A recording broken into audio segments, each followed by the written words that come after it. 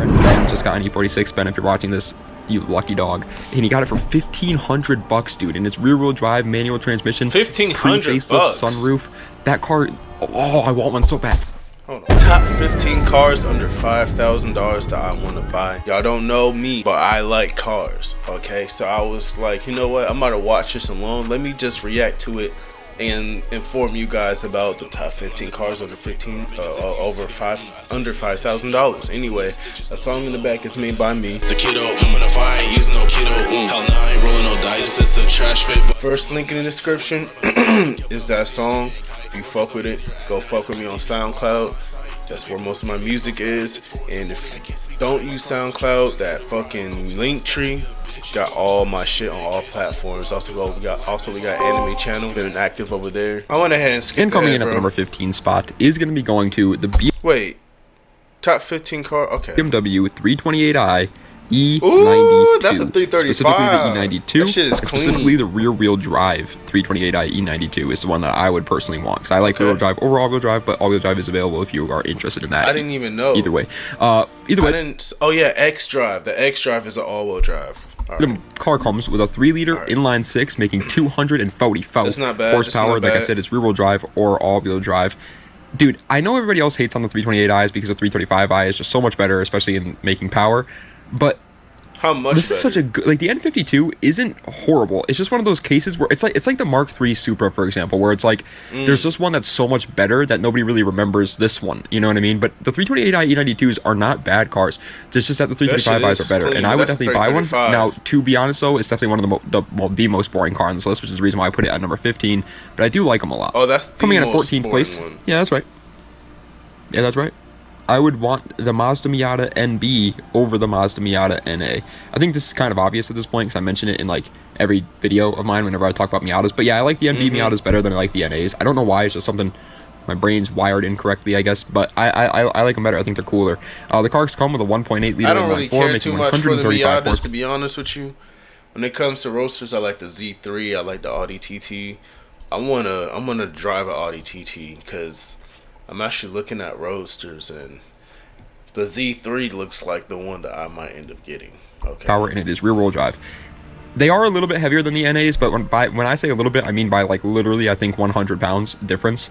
Which, dude, I'm a light guy. You guys know that. I'm a skinny boy. All right. So honestly, compared to like what other people are driving the NA Miatas, I probably make up for the weight loss there, and so I'm good. It's gonna feel just like an NA Miata for me, and I like the cars. Right, I think they look better, and they are just overall better. They have much more quality of life features to them because they are newer, obviously. That's just my personal opinion. Forgot to mention it, but the reason why I would want an NB Miata is the same reason why everybody wants a Miata, by the way, because they're go-karts. Really? I can get these for under $3,000? Obviously. Coming in at the number 13 But he also got, I wonder where he lives. Is going to be going to the Chevy Silverado 50s that are legal. I would want an NB Miata. It's the same reason why everybody wants a Miata, by the way, because they're go-karts that are legal for the streets, obviously. Coming in at the number 13 spot is going to be going to the Chevy Silverado 1500 first generation. Yes, that's right. Your boy Mark Roden, who loves the JDM cars and loves the BMWs, also does dabble in some trucks here and there. Sometimes I look at some trucks on Facebook Marketplace and I really want to buy one, and this is the one that I want to buy the most. The truck comes with a 5.3 liter V8 making 285 horsepower, and it is a 4x4. This is a gas job. It is not a diesel truck, for those who don't know, but that is perfectly fine by me. I think diesel is obviously really beneficial for people that are going to use it, but I'm not going to use it, dude. The only reason why I would want a truck is so I could tow my tires around if I had a rear-wheel drive car, tow my parts around, tow my extra stuff around in it and stuff like that, and I could do a gas job truck with that just fine. And the first gen pre-facelifts, by the way, not the cat eyes, I'm guessing the diesels are just better. Are like the perfect truck in my opinion. They hold a lot of nostalgia value too, because my dad had these trucks growing up my entire life. I love them. I love the GMT 800s so much. Coming in at the number 12 spot, however, is a car that it's honestly only here because I think it looks good, but everything else about the car I kind of don't like, which is the reason why it's all the way at number 12. The Mitsubishi Eclipse GT 2G. Yeah, man. I just think they look so freaking cool. They are just one of the best looking JDM cars in the 90s, in my opinion. But, oh, man. Look at that shit. Got the maroon with the carbon fibers and shit. Like, bro, this shit is hard. The rest of it is just unfortunate. The car comes with a 2-liter inline 4, making 140 horsepower, and it is front-wheel drive. Front-wheel drive is definitely not the best. I like rear-wheel drive a whole lot better, obviously. And the motor is just not that great for building power. GSX and GSTs, those are good, but the regular GTs are just not, which is a little unfortunate. But Yeah, I still would want one. I still think they look really, really cool, and I'd like to see what I could do in terms of making them look even cooler. I love these cars. I think they're extremely stepped on in terms of their looks.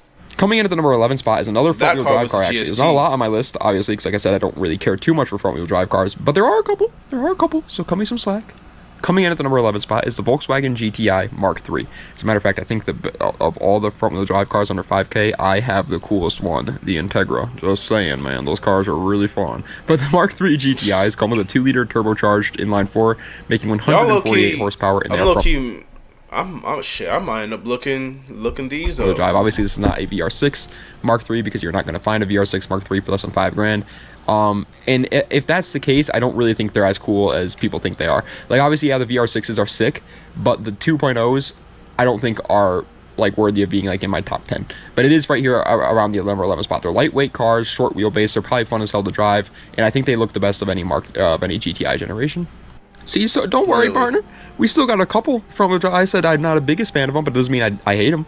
Coming in at the number 10 spot is another front-wheel drive car. It's the Honda Civic EG. As a matter of fact, the next deep dive, or what makes it great, wherever you want to call it, is actually going to be on the EG Civic. So I actually wrote out the whole script already, and God, I want one even more now. Whenever I do that, you can get these under $5,000.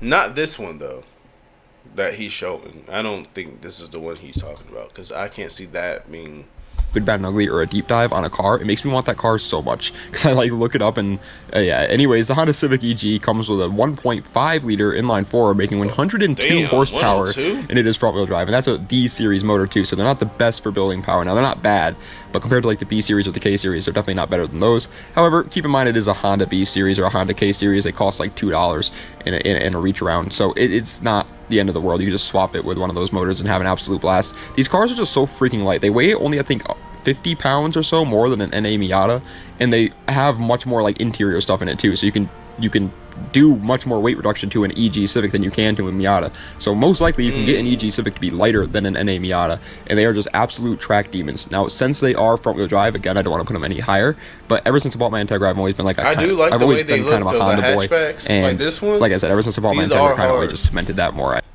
I would definitely get a Honda, but there's a lot of cars I would get right now, so shit. I understand the hype behind Hondas. There's a lot of cars I would get right now. Coming in at 9th place is admittedly definitely not better than a lot of the cars we talked about so far, especially when it comes to building power and reliability.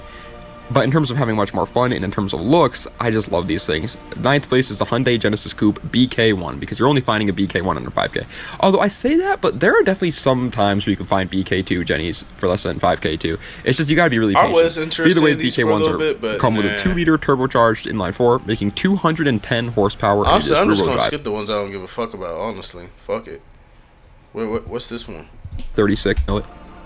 Yeah, you know it. Okay. It's the BMW 328i E36. I've said it time and time again that I think the E36 is a little overrated, and I stand on that hill.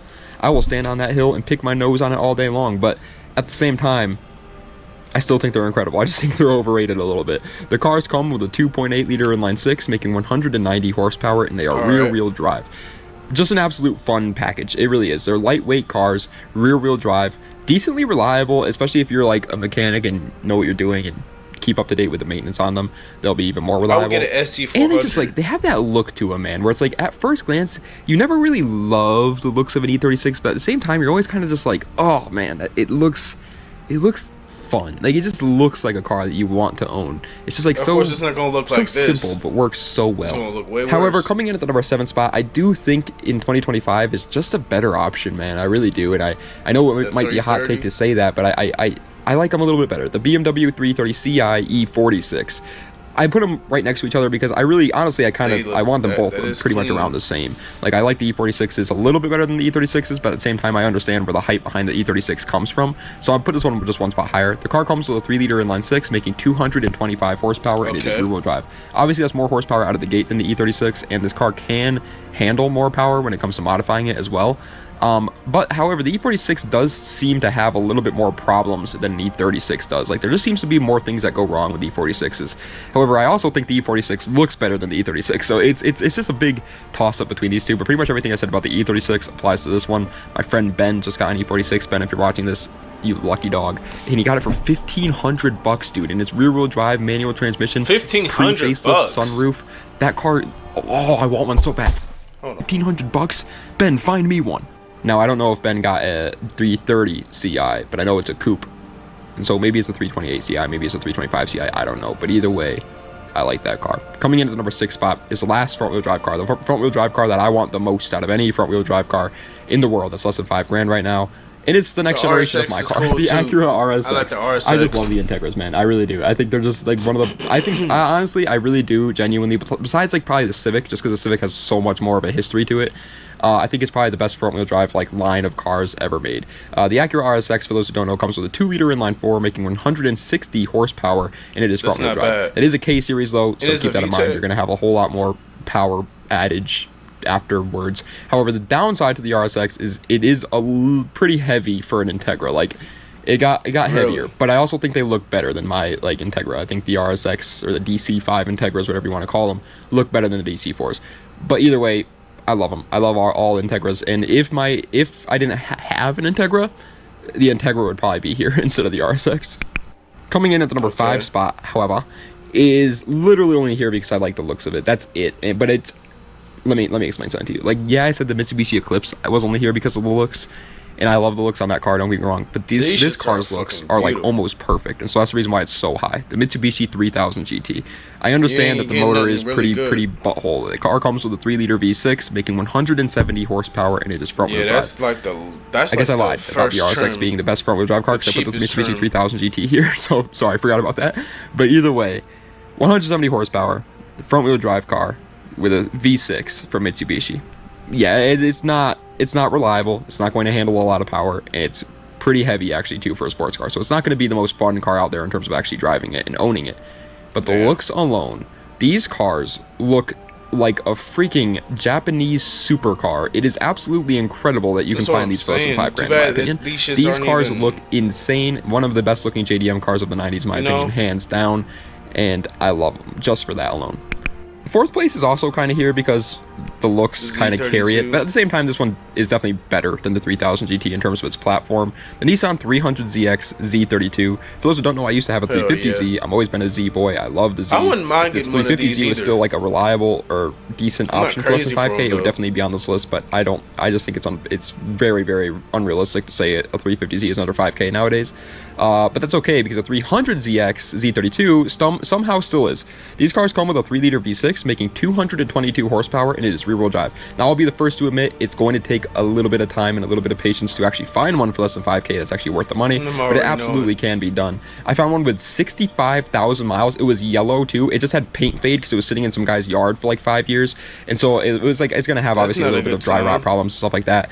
But 65,000 miles, and it was $4,500. Like, you could definitely find it. It just takes a little time.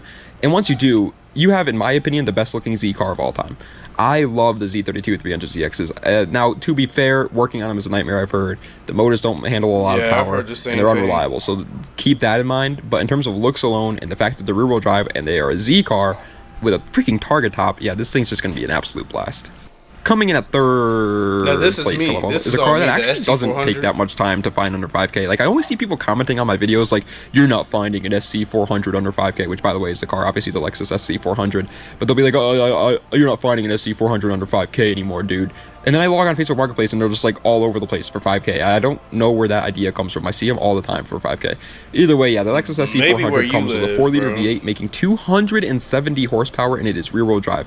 That motor is the 1UZ, for those who don't know, an extremely reliable motor from Toyota with 270 horsepower in a rear-wheel drive car. Now, they are heavy for a JDM 90s car, to be fair, and it's not like a good motor for building power on or anything like that, and they are only available as automatic transmission, so you're going to have to swap them to a manual if you want that manual, which I would want the manual, obviously. But once you do, dude, I just freaking love the SC400s. I mean, they're just such good packages, it's unbelievable.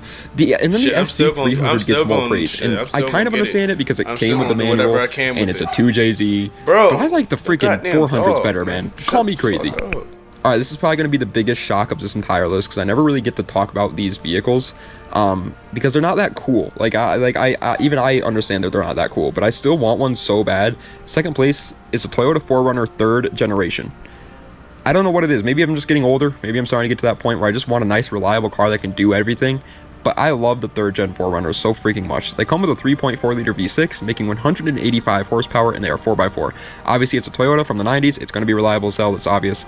The main problem with these cars is actually finding one for less than 5K that's not rotted out with 250,000 miles on it. That's the main problem with them. Yeah, I'm already, once you do, cars like these, like the Jeeps and like the Trailblazers and shit, they be reliable as shit, but they be ran Dude, through. You have a freaking 4x4 vehicle that, in my opinion, looks good for a freaking SUV. Through because they be having so many miles because they're reliable as shit. Better if you modify it. That's extremely reliable. 33 miles. Tons of space. Cars like these, like the Trailblazers and the damn is it the Tahoes, the Suburbans and stuff. That's common. That's very common. Wherever you want it to go. And I know there are other SUVs that do that for under 5K too, don't get me wrong. But there's just something special about 4Runners. Like, I just love them. I just love how they look. I love how they're reliable. I love their interiors. I love everything about them. And I just love the fact that they have a freaking Toyota badge on it. Gosh darn it. Like, yeah, buying it for the hype, I don't care. I like the Toyota badge. As a matter of fact, I like the Toyota badge so much that for the honorable mention for today, we're going with the Toyota Tacoma 1st generation. That's right. That's right. Now, I'm one of those guys where it's like, if I were to buy a cheap truck, I would buy a full-size truck. I wouldn't buy a Tacoma. I wouldn't buy a Ford Ranger. I wouldn't buy a hard body. I wouldn't buy a Chevy S10. Man, I would buy something like a Silverado. And that's most likely what I would buy. But at the same time, I can't lie. I totally get the hype behind the Toyota Tacomas. They come with a 3.4 liter V6, making 190 horsepower. It is 4x4, 5 more horsepower. That little ass truck got 190 horsepower? Than the 4Runner, even though I'm pretty sure they're the same motor. But they are a truck, and they don't have as much space in the cabin, obviously, as the 4Runner. But it does have the upside of having more space in a bed. It's really just a whatever one that you're looking for situation, but I think I personally would be looking for a 4Runner over the Tacoma, so I put that one on the actual list, but the Tacoma is a really good option too. However, coming in at first place, yeah, I said that the 350Z wasn't going to be on this list because you can't find them under 5K, but gosh darn it, that does not mean that the VQ35 was not going to be on this list, because of all the cars in the world for less than $5,000 right now, the one I want the most is the Infiniti G35 Coupe.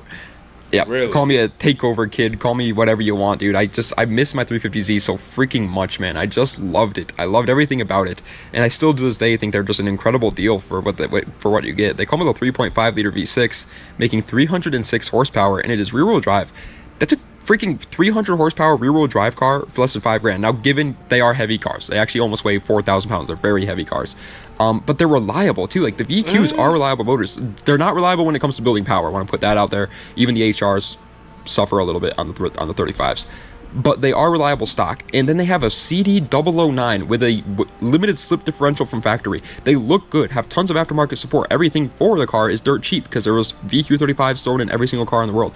Like, I just love it. I love these cars so much, and I understand, yes, the community behind them kind of ruins their reputation, and I get that, man. I don't like what they're doing with the cars either, but I love them, and I think if you try to look at it unbiasedly and just take the community aspect out of it, just look at the car itself, just the car, I think if you look at it unbiasedly, you would agree that it is one of the best cars for less than $5,000 right now. But ladies and gentlemen, that is the end. Another car you can find under another car that you can find under $5,000 is a SN95 Mustangs, like the Mustang GTs. It's kind of hard to find it, but it's kind of not. You know, I see them. I'm in North Carolina. I see them a lot. The Mustang GTs. Don't forget about those. The SN95 ones. Even the New Edge ones. I'm pretty sure you can find for under 5K too, or around 5K. So yeah, bro. But we man. I got so many more videos to record. I'm gonna go ahead and end this one. But I'm definitely gonna be looking up that. What was the other one? The BMW CI. What was that? Where is it? This one. Fun. Like, you just understand where the hype. Honestly, I kind of view 3 number 7 spot. I do think 3030 CI. I'm definitely looking that shit up.